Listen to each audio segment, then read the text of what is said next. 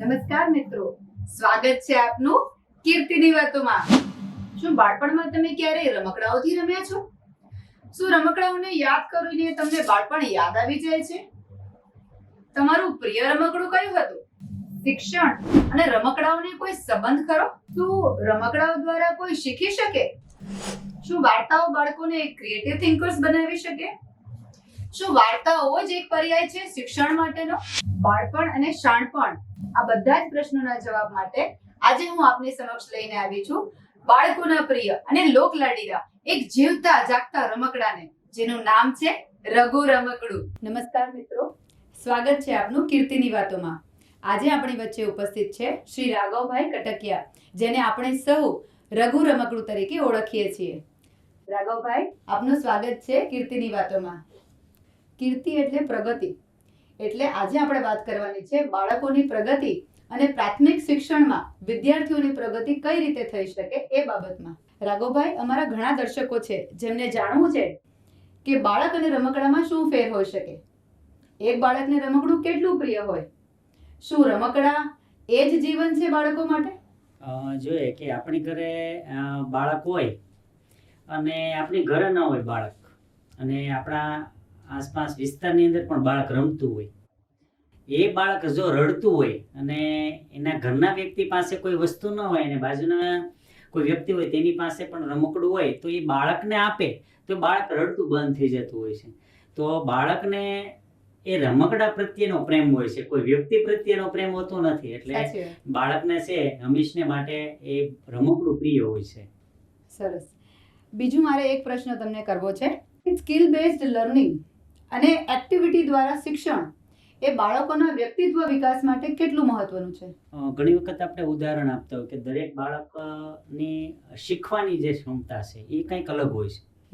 તો આજના સમય પ્રમાણે દરેક બાળકની અંદર સુષુપ્ત શક્તિ રહેલી છે. સાચી વાત. એ બહાર લાવવા માટેના એક શિક્ષક પ્રત્યેના કેવા પ્રયત્નો હોવા જોઈએ કે પહેલા તો એ બાળકને ઓળખે. જો એ બાળકને ઓળખશે તો એને ખ્યાલ આવશે કે મારી પાસે જે બેઠેલું બાળક છે, દરેક બાળક મહત્વનું છે. કારણ કે દરેક બાળકની અંદર સ્કિલ કંઈક રહેલી છે. દરેક બાળક જે છે એ કોઈ ક્ષમતા આધારિત પ્રગતિ નથી કરવાનું. કેટલાક એવા પણ બાળક છે જે સ્લો લર્નર તરીકે, જે ધીમી ગતિએ શીખનારા બાળક છે.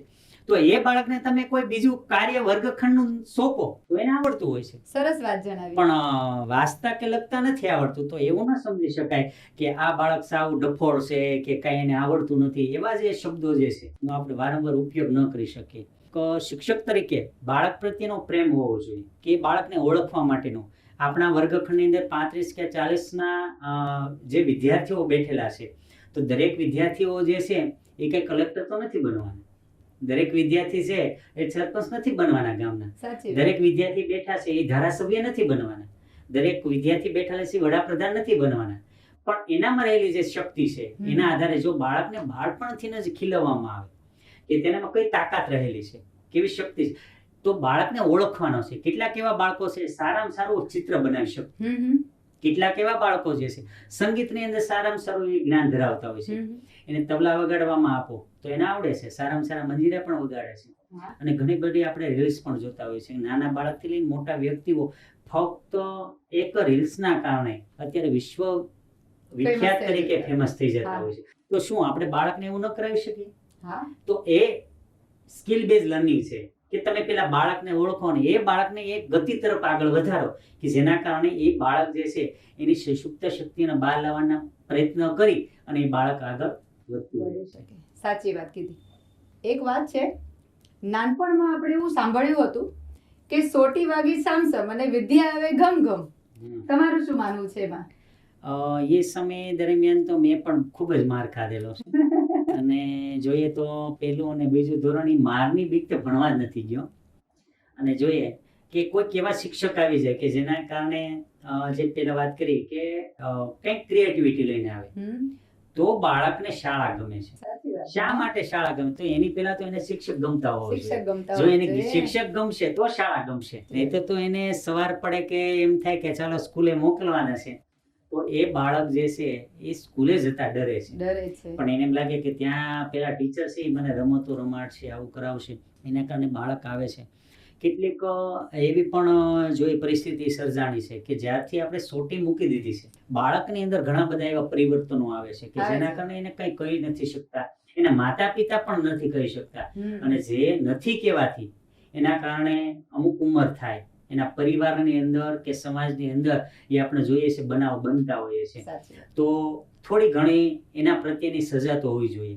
અને આપણે ઘરે અથવા ટીચરને પણ એક પેરેન્ટ તરીકે જતા હોય સ્કૂલે, તો એને આપણે પણ કહેવું જોઈએ કે તમારા પ્રત્યે જે થતું હોય એ તમે મારા બાળક પ્રત્યે એના ભવિષ્યની માટે તમે ચિંતા કરો છો, ત્યારે બરાબર. તમે મારા બાળક તમને જ સોંપેલું છે હા. અને એને તમે આગળ વધારો એવા પ્રયત્ન તમારે કરવા જોઈએ. કરવા એટલે છે. છોટી મૂકી દીધી છે ત્યાંથી ઘણા બધા પ્રયત્નો જે છે એ નિષ્ફળ થતા જાય છે. તો સફળ બનાવવા માટેના થોડો ઘણા પ્રયાસ, હું તો એમ કહું છું કે સોટી નહીં પણ એને એવા શબ્દો દ્વારા, એને પ્રેમપૂર્વક, એને જ્યારે એના ઉપર ગુસ્સે કરવાનો હોય પણ કેવા સમયે કરવો જોઈએ, તો આવું બધું ધ્યાનમાં રાખી અને બાળકને આગળ વધારવા માટેના પ્રયત્નો કરવા જોઈએ.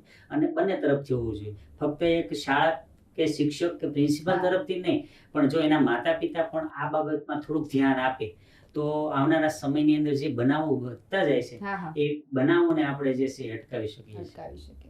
સાચી વાત. આપના મતે એક શ્રેષ્ઠ શિક્ષક કોને કહી શકાય? જોઈએ તો સમયની સાથે અને સમાજમાં ઘણી બધી શાળાઓ છે. શાળાઓ, કોલેજો અને સંસ્થાઓની અંદર હમ. એક શિક્ષક તરીકે દિલ રેડીને કાર્ય કરતા શિક્ષકો અત્યારે આપણને જોવા મળે છે. પણ આપણે એમ કે શ્રેષ્ઠ શિક્ષક એટલે પેલા એ પોતાનું નહીં પણ બાળકનો વિચાર કરવો બાળકનો છે. વિચાર કરે. સાચી વાત છે. કે રસ્તામાં જતો હોય ને તો એને વિચાર આવે કે કાલે હું બાળકને હું નવું શું કરાવું. મારું બાળક છે એ સમજીને કાર્ય કરે વર્ગમાં. હમ. વર્ગમાં બેઠેલો વિદ્યાર્થી જે છે એ ભવિષ્યની અંદર મોટો થાય અને એ બાળક મારા કે એને ઘરે પ્રસંગ હોય અને એ બાળક આવતું થાય અને જો એના લગ્ન હોય અને લગ્નની કંકોત્રી જો મારા ઘરે આવે તો સમજવાનું કે એક સફળ શિક્ષક છે.